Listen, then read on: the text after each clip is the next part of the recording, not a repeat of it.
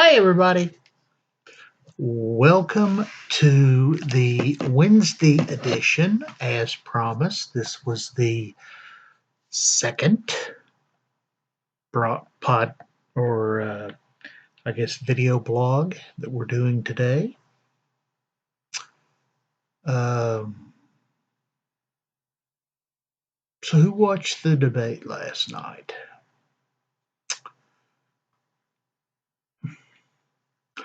I did not. I'll be honest with you, I did not.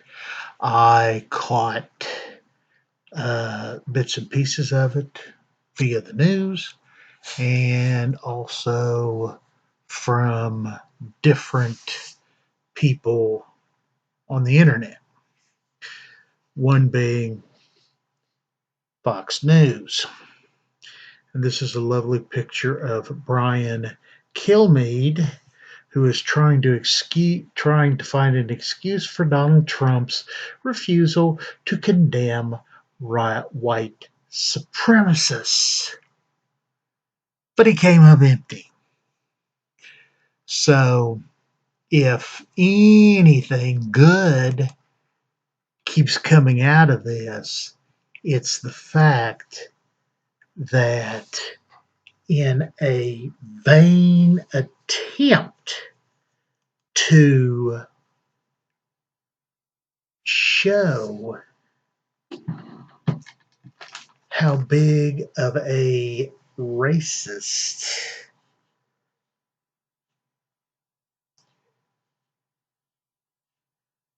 Donald Trump is, not, the more he winds up showing that he is.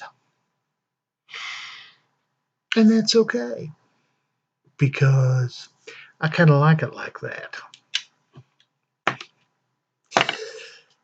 But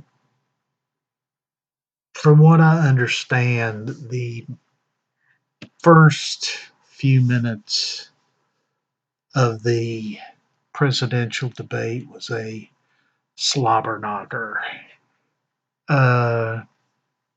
Trump just came out swinging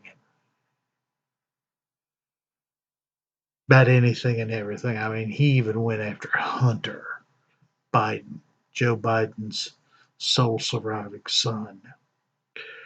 And I'm surprised he didn't go after Bo, because that's about his style. But what do you expect? I don't expect much. Now, Chris Wallace. From what I could gather, Chris Wallace did not have a good handle on the debate. He could not control Donald Trump at all. In fact, I don't think there was any news reporter in the United States or anywhere in the world that could keep Donald Trump in check. Because, see, the deeper we go into Donald Trump, and I knew this was going to happen, once the truth was exposed about Donald, the more kinks in his armor were going to be exposed. This is a big one. This has to do with money. And with money comes, especially when you get that high up a level of clearance in the government.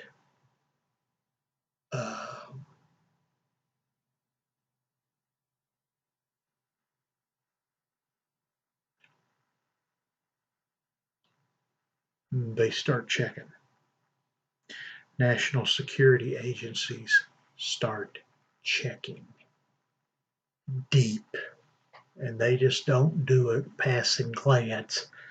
They dig into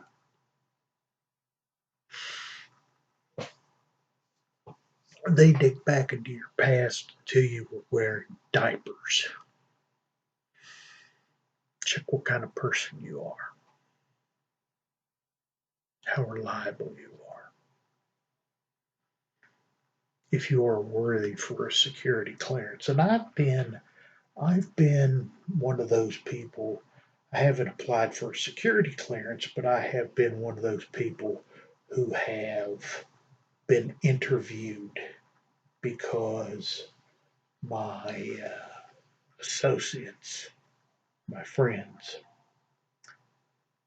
had been had applied for a security clearance, and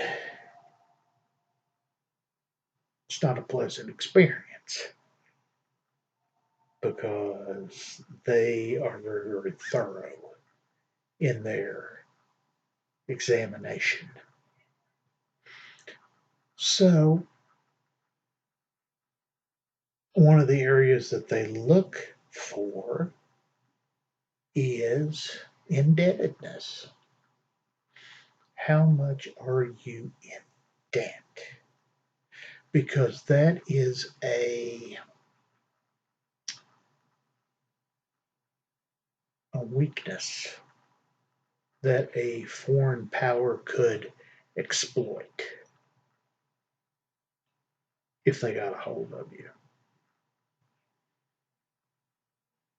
But that makes sense, especially if you're not making a whole lot of money and you got a big car payment or big house payment or a bunch of credit card bills. Yeah, I can see why.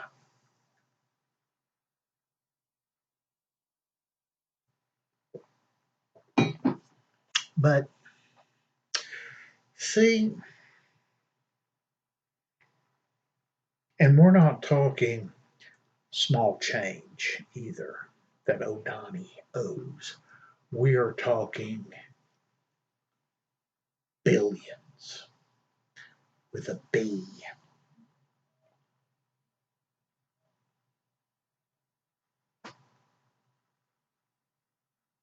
It's a lot of money. So Donald Trump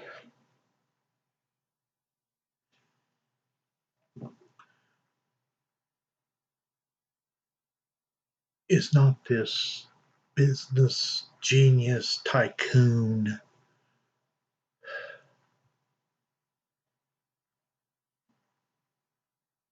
He's a carnival worker.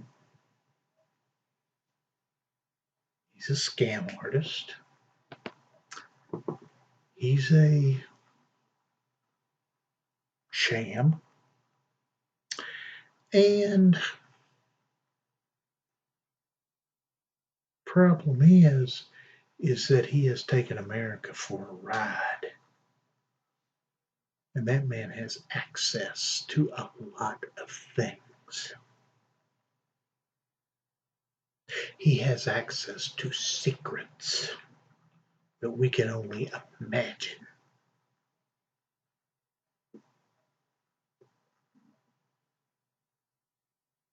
When he has the ability to declare war or wage war, I should say, Congress is the only entity in our government that has the ability to declare war.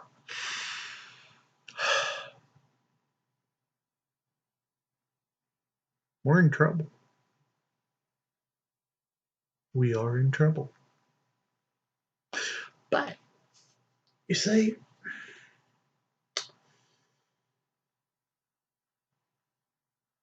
he's shown us what he is and what he's all about.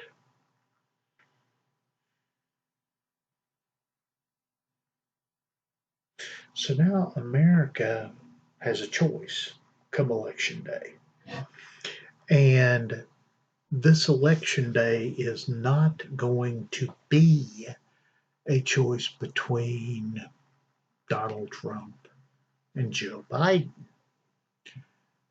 or as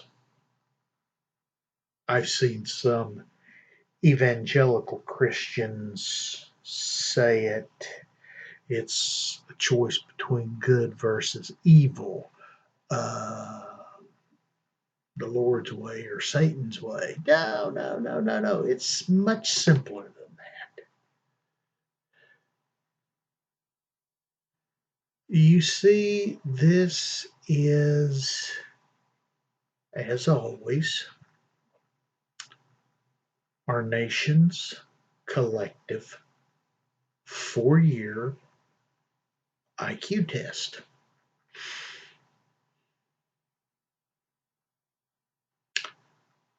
Last time we took it, we failed miserably. Mm-hmm.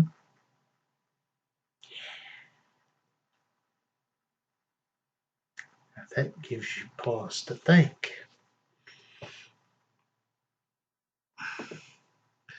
And it's not just our future that we are reviewing, it is our children's future, our grandchildren's future. Shoot, let's just throw in our great grandchildren. That's how many generations we are talking. At least three. I know I have two of them right now. I have children and grandson. Don't have any more yet. Maybe soon. Maybe one of these days.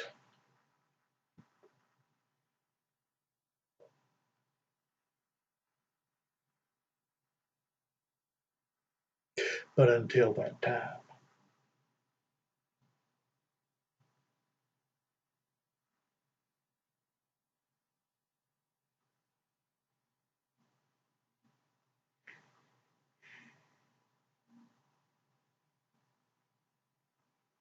I try to think ahead to what kind of life my grandson's children is going to inherit.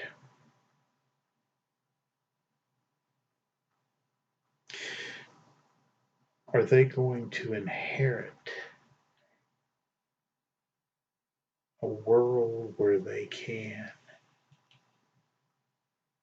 go out and about and they can explore and uh,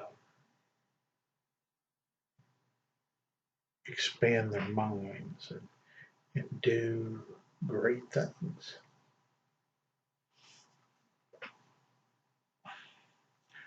Or will their days be filled with just trying to make ends meet? Every day is a struggle to survive. Every day is to put a struggle to put food on the table. There you go.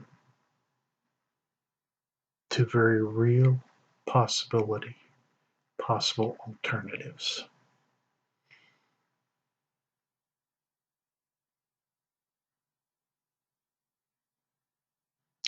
We can continue to work and make sure that option one comes to fruition,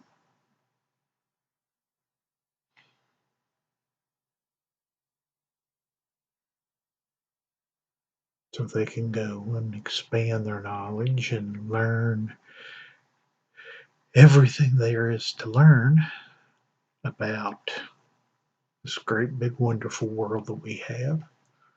Or not. And right now the jury's out. Right now the jury's out.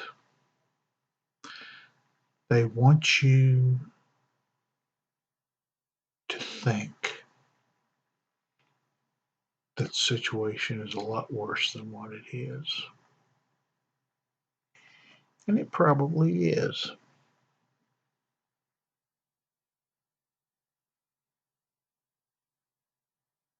But I do know one thing. As long as we have people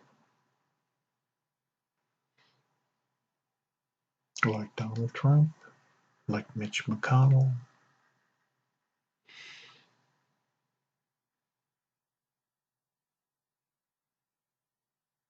people like that,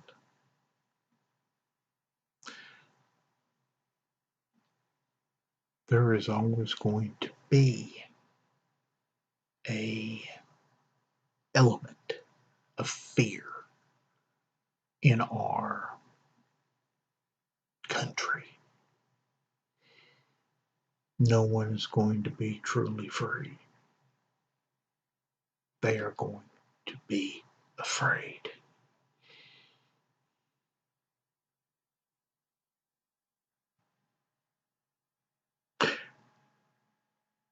And we'll end up like we did during the Great Depression.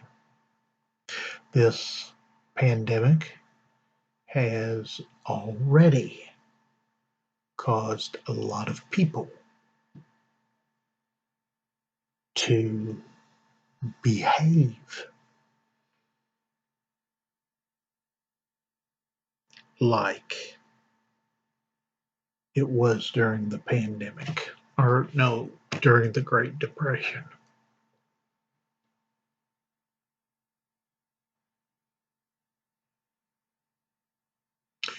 Only difference is now you can't get a dozen eggs for a quarter,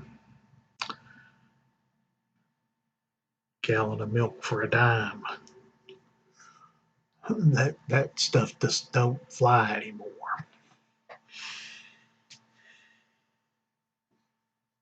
And a lot of people don't grow their own produce, their own meat.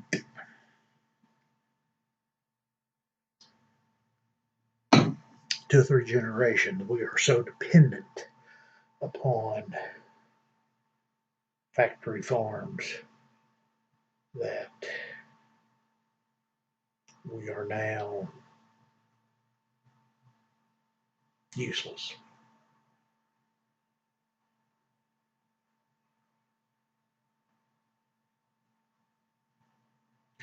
Yeah, some of us can hunt, some of us can fish.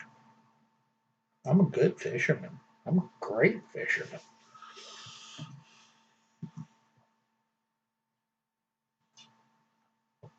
But I would have to fish every day in the summer.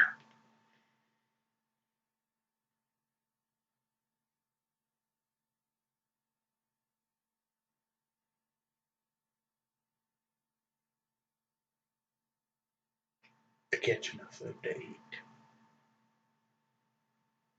And trust me, fish get awfully old after a while.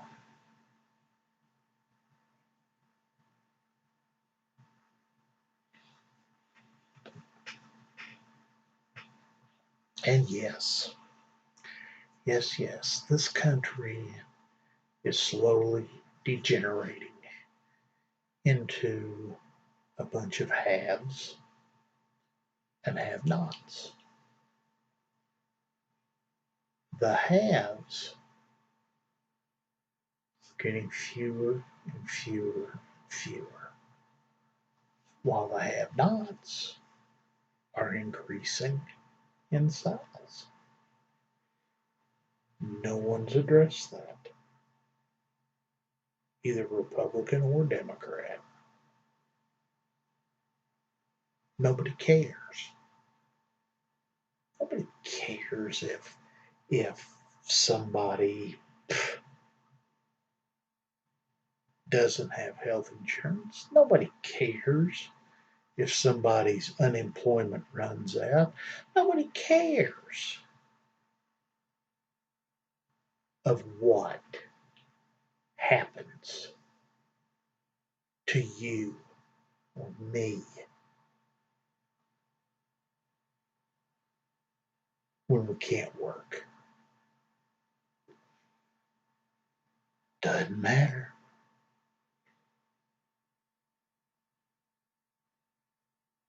What do? You just kind of have to go with the flow. So, I don't know. You gotta, you gotta keep going. You got to keep the faith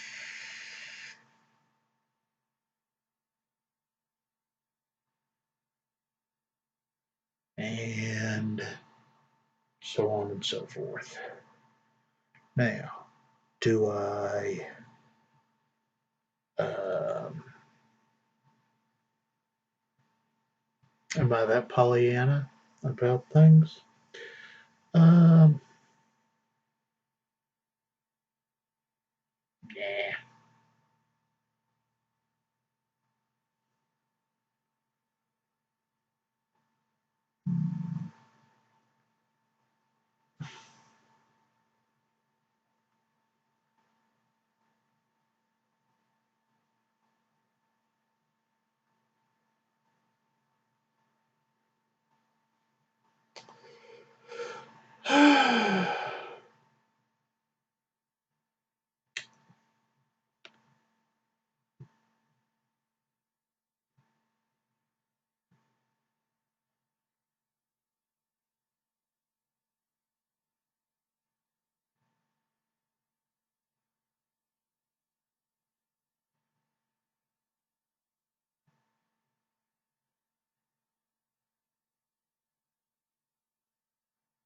Signing into my Social Security,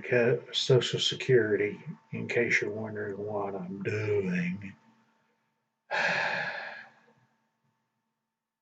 Trying to find out if I have been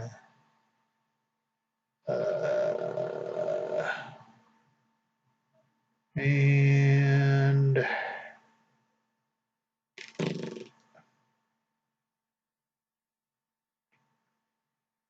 well, they haven't told me a word. Dadgummit. Well, ain't that pitiful? So that's what happens. So, on that note, ladies and gentlemen, I implore you to watch the next edition of the debates. It will be a vice presidential debate between Mike Pence and Kamala Harris. I think it will be an excellent debate, and I think it will be exciting. So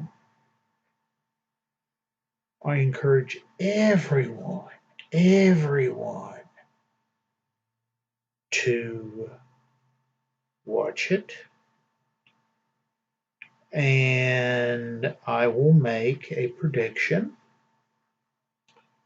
that Miss Harris will eat Vice President Pence for lunch and dinner. Because I don't think that Mr. Uh,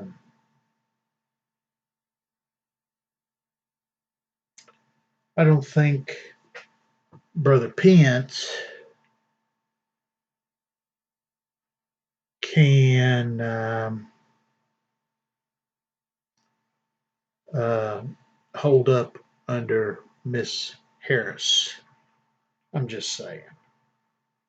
So, on that note, everybody stay safe, practice social distancing, and let's see, what other things do I want to wish you? Well, wear a mask, wash your hands, people. I shouldn't have to remind you guys of that because your mama should have taught you that when you was a kid. I know my mama did, and she's 79 years old. She's still up and kicking. She's still alive and kicking. So that kind of says something. So I want you all to kind of practice that good hygiene, wash your hands, practice social distancing, and wear a mask. And on that note, we shall meet again next week. Y'all take care. Bye.